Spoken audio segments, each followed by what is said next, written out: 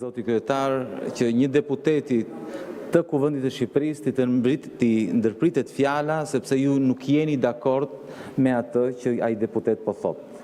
Ne jemi votuar nga qytetarët shqiptar dhe i japim llogari qytetarëve shqiptar, votuesve që kanë votuar, për çfarë bëjmë në këtë kuvend. Për sa kohë unë nuk përdor një fjalor të papërshtatshëm, një fjalor fyes e quaj të pa pranueshme ndërprerjen e fjalës siç bët ju më parë. Tani, dhe uroj që mos të vazhdoj, të jemi lirë të them atë që kam për të thënë. Pastaj, ata që na votojnë do më gjykojnë. Nëse po flas gabim, nëse nuk duhet ta bëj, apo nëse po flas për gjën e gabuar. Me që nuk më dha as mundësia të përgjigjesha Taulandballës, Zotit Balla më parë, unë e kuptoj që majoranca do ta kthej çdo seancë në qesharake, sepse nuk do që të flitet për thelbin, nuk do të flitet për arsyen kryesore pse Shqipëria vazhdon të jetë një nga vendet më të varfra në Europë. Arsyeja kryesore është sepse çdo ditë vidhen nga ministra, nga zyrtar që sot që flasim janë të pandehur, për juve kjo mund të jetë një gjë normale, janë të pandehur dhe nuk shkulen nga karrigja, nuk duan të ikin, janë kapur duke vjedhur, duan të vazhdojnë të vjedhin. Nuk duhet ju vi keq nëse unë çdo herë që marr fjalën këtu, them këtë gjë, sepse ne nuk mund të bëjmë punimet në këtë kuvend nëse pranojmë që një zëvendës kryeministre të jetë e pandehur dhe të vazhdoj të qëndroj në detyrë. Ne nuk mund të pranojmë që zyrtar të lartë, drejtori Keshit të jetë në arrest në shtëpi dhe të vazhdoj të qëndrojnë atë në detyrë. Është e papranueshme dhe kështu me radhë për të gjithë. Dhe sa herë që do vi këtu në këtë foltore, do ta them, sepse nuk jam unë në gabim, nuk jam unë në anën e gabuar. Jeni ju që vazhdoni e mbështesni. Vazhdoni e mbështesni njerëz që është provuar, kanë futur duart në xhepat e qytetarëve shqiptar, kanë futur duart në arkën e shtetit dhe ju prap vazhdoni të mbështesni. Kjo është e papranueshme, e kuptoj që u vjen keq, e kuptoj sikletin tuaj, e kuptoj që doni ta ktheni në qesharake dhe ta ktheni në batuta, por ky është fakt, ky është një fakt, kjo është e vërteta. Ju vjen apo s'u vjen mirë, kjo është e vërteta. Është puna juaj nëse nuk e largoni dot. Është puna juaj nëse ajo u mban peng. Nuk është puna ime. Është puna juaj nëse atë nuk e largoni se ajo është shumë afër me Edi Ramën. Është puna juaj nëse ju atë nuk e largoni dot sepse nëse bie Belinda Balluku, nesër do bie Edi Rama. Nuk më takon mua. Tani, kthehemi tek interpelanca. Zonja ministre,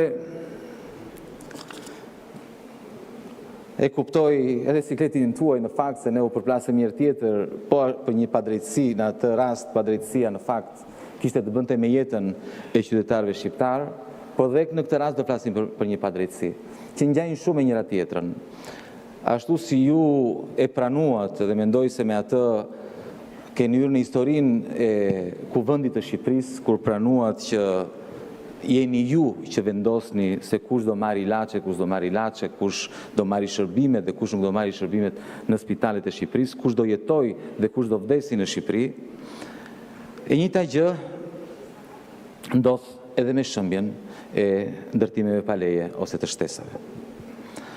Padrejtësitë në këtë fushë janë të paimagjinueshme, zonja ministre.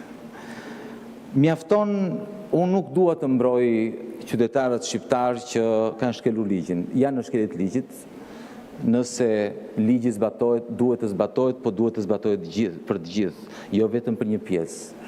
Secili prej nesh e ka shumë të thjeshtë të dali në një rrugë cilën do dhe të shikoj se si një pjesë e ndërtimeve pa leje, një pjesë e shtesave janë shëmbur dhe një pjesë vazhdojnë të jenë aty. Kjo është një padrejtësi e jashtëzakonshme.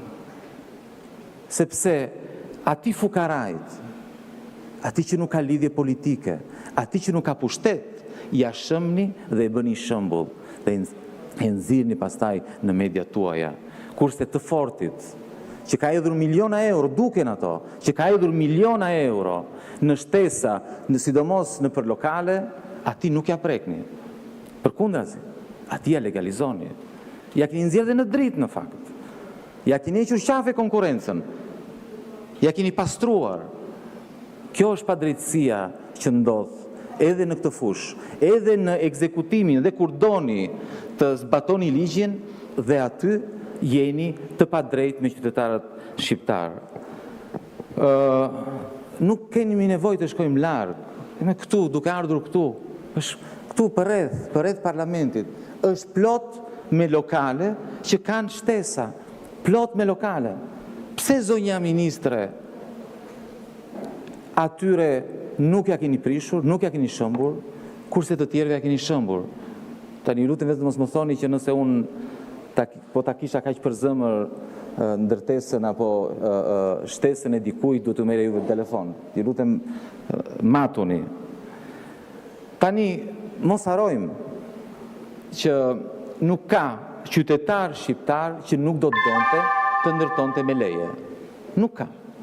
Ashtu si dhe Edi Rama, vilën e vet e ndërtoi me leje, besoj. Fati as nevojë të shkonte ta merrte, ja çuan lejen. Nuk ka shqiptar që nuk do të donte të ndërtonte me leje.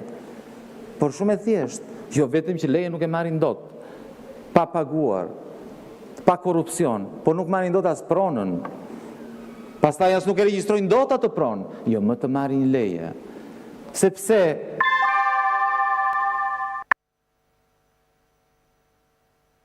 faleminderit. Sepse edhe në këtë fush jeni ju që vendosni. Kush do ndërtoj, kush do marrë leje ndërtimi, kush nuk do marrë leje ndërtimi. Kush do ndërtoj pa leje, kush nuk mund të ndërtoj pa leje. Po e mbyll me pyetjet.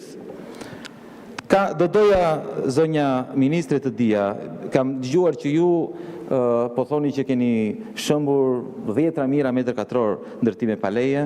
Do doja të dija, sa metra katror ndërtime pa leje kanë mbetur për të shëmbur? Keni bërë një evidentim?